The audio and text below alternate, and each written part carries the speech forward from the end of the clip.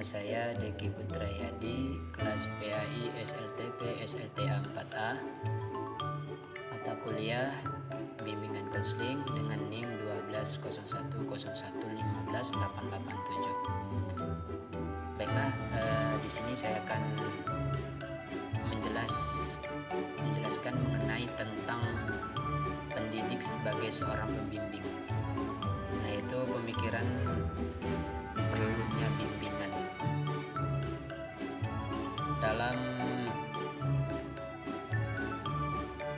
keberadaan pelayanan bimbingan dan penyuluhan, sekolah itu dipertegas oleh peraturan pemerintah nomor 28 tahun 1990, yaitu tentang pendidikan dasar.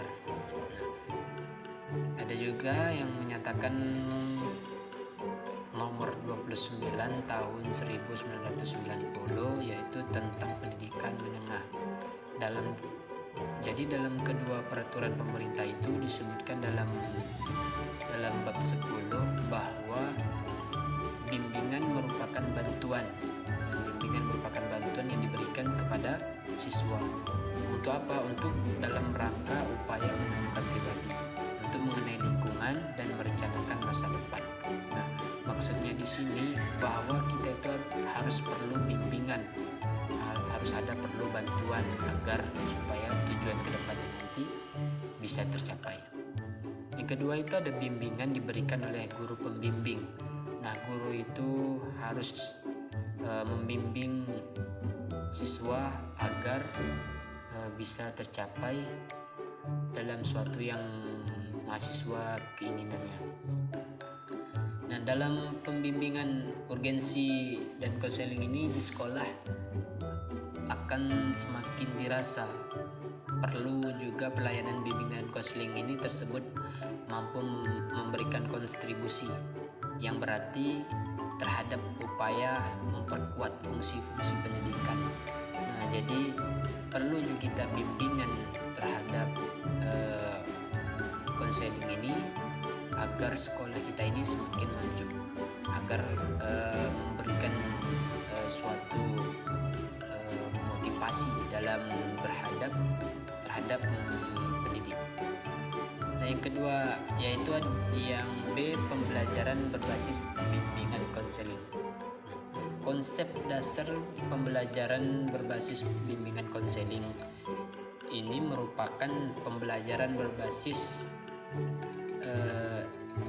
untuk sangatlah penting diterapkan agar pembelajaran semakin maksimal atau terbaik yang kita inginkan. Tidak hanya berorientasi pada pencapaian, tetapi kognitif, akan tetapi dapat menghasilkan sebuah output. Nah, berupa lainnya itu perubahan perilaku siswa atau peserta didik yang positif. Nah, jadi dalam mengajar dapat dalam konsep dasar ini yaitu ada terbagi menjadi 3 bagian. Yang pertama itu mengajar sebagai proses menyampaikan materi pelajaran. Nah, mengajar sebagai proses menyampaikan materi pelajaran maksudnya di sini agar kita semangat atau bergiat lagi dalam mengajar sesuatu kepada anak-anak tersebut. Nah, yang kedua itu mengajar sebagai proses mengatur lingkungan. Nah, supaya maksudnya di sini kita harus melihat keadaan di sekitar keliling kita bahwa supaya agar proses pelajaran kita itu dengan maksimal. Yang ketiga itu pembelajaran berorientasi pada pencapaian tujuan. Nah, jadi intinya itu kita harus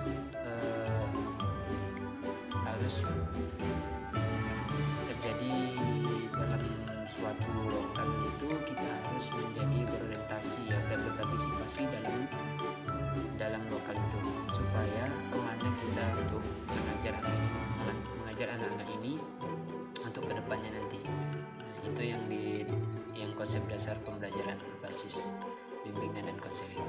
Nah, ada lagi yang karakteristik pembelajaran berbasis bimbingan konseling. Menurut kata Dinata dan Dantes ini, pembelajaran berbasis bimbingan memiliki berbagai ciri-ciri. Yang pertama itu ada pembelajaran berbasis bimbingan itu sangatlah penting untuk diterapkan agar supaya pembelajaran kita dengan maksimal mungkin. Yang kedua, karena pembelajaran yang baik tidak hanya berorientasi pada pencapaian kognitif saja. Itu berarti kita tidak berfokus pada di lingkungan itu saja, tetapi di luar kita harus berproses dalam pembelajaran. Nah, yang ketiga, akan tetapi dapat menghasilkan sebuah output berupa lahannya atau perubahan perilaku siswa atau peserta didik yang positif dan normatif mengajar agar dapat berpartisipasi. Nah, yang pertama itu mengajar sebagai proses menyampaikan materi pelajaran. Yang kedua, mengajar sebagai proses mengatur lingkungan. Yang ketiga itu pembelajaran berorientasi pada pencapaian tujuan. Itu yang dimaksud dengan karakteristik. Itu ada 3 poin. Intinya mengajar sebagai proses menyampaikan materi pelajaran. Maksudnya itu guru harus mengajar sesuatu yang telah ditentukan secara menyampaikan materi pembelajaran. Yang ketiga, model pembelajaran berbasis bimbingan dan konseling. Ada beberapa kondisi pembelajaran yang dijadikan alternatif ini sehingga cocok untuk situasi dan kondisi. Yang pertama itu ada kooperatif CL, cooperative learning. Yang kedua ada kontekstual, yang ketiga ada pembelajaran langsung, yang keempat itu ada pembelajaran berbasis masalah, yang keenam problem solving, yang ketujuh itu adalah problem posing, yang kedelapan problem terbuka, dan lain sebagainya. Itu ada beberapa situasi dan kondisi yang kita dihadapi pembelajaran dalam bimbingan konseling. Nah, yang keempat itu ada prinsip-prinsip model pembelajaran berbasis bimbingan dan konseling. Secara umum, bimbingan yang kita dapat diberikan oleh guru BK dalam kegiatan mengajar di kelas yaitu mengenal dan memahami individu secara mendalam.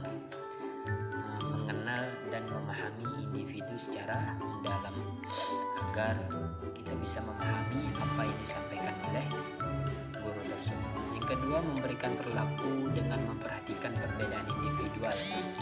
Berarti guru itu harus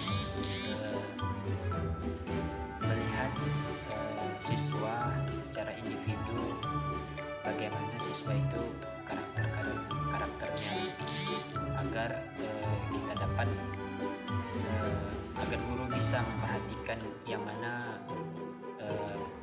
mahasiswa, di antara mahasiswa itu ada perbedaannya secara individual. Nah, yang ketiga, memperlakukan individu secara manusiawi. Nah, yang keempat itu ada memberikan kemudahan untuk mengembangkan diri secara optimal. Nah, meskipun bimbingan konseling ini kita harus membiasakan pola pikir kita itu berpikir jernih agar bisa mengembangkan sesuatu yang kita diinginkan. Nah, yang terakhir itu ada menciptakan suasana kelas yang menyenangkan. Nah, mungkin kita ini ada sebagian di dalam kelas itu ada tidak suasananya tidak memungkinkan, atau berbagai hal yang tidak kita inginkan. Itu pasti ada di dalam setiap kelas. Nah, yang terakhir itu yang kelima itu ada teknik model pembelajaran berbasis bimbingan dan konseling. Di sini ada beberapa macam teknik bimbingan yang dapat digunakan untuk membantu perkembangan individual. Yang pertama itu adalah konseling, kedua nasihat, ketiga bimbingan kelompok, keempat konseling kelompok, yang kelima mengajar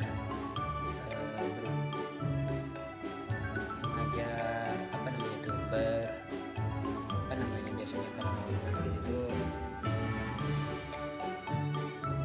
mengajar bimbingan, untuk mengajar bimbingan sebagai individu. Yang peran guru, yang terakhir itu ada peran guru sebagai bimbing. Nah, peran guru sebagai pembimbing adalah guru melakukan kegiatan membimbing, yaitu membantu yang mengalami kesulitan seperti belajar, mengalami kesulitan individual kita pribadi dan sosial. Nah, itu yang agar bisa membantu kita dalam keadaan kita masih keadaan sulit. Nah, yang dalam mengembangkan potensi ini, siswa melalui kegiatan-kegiatan seperti kreatif di dalam kelas atau di dalam bidang manapun. Nah, jadi maka dari itu kita harus kreatif dalam bidang apapun, kita harus kreatif gitu. Nah, ilmu seni budaya, guru sekaligus berperan sebagai pembimbing. Dalam proses belajar siswanya yang harus dilakukan guru, yang pertama itu mengenal dan memahami setiap siswa baik secara individual maupun kelompok. Ada juga memberikan informasi yang diperlukan dalam proses belajar. Ada juga memberikan kesempatan agar memadai agar setiap siswa itu dapat belajar sesuai dengan karakteristiknya. Dan juga itu membantu siswa dalam mengatasi masalah pribadi ataupun kelompok, baik itu terhadapnya